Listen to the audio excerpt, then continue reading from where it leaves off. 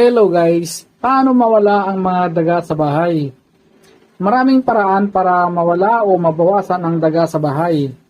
Kadalasan kailangan ng kombinasyon ng paglilinis, pagharang sa pasukan at paggamit ng traps o pangtaboy. Una, panatilihing malinis ang bahay. Itago ang pagkain sa lalagyan na may takip.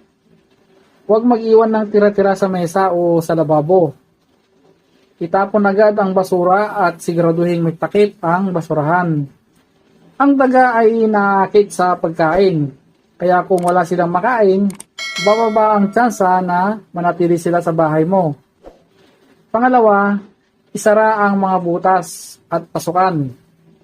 Takpan ang mga siwang sa dingding, sahig at kisame.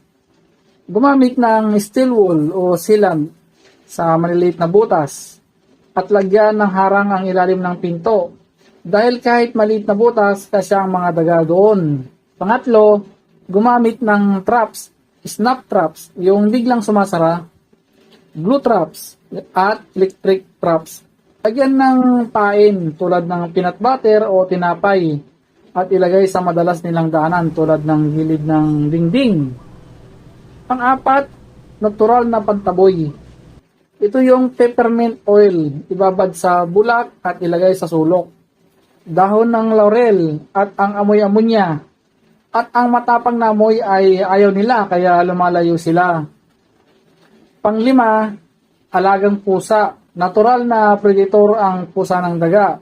Kahit presensya lang ng pusa, minsan sapat na para lumayo ang mga daga. Kailan tumawag ng eksperto?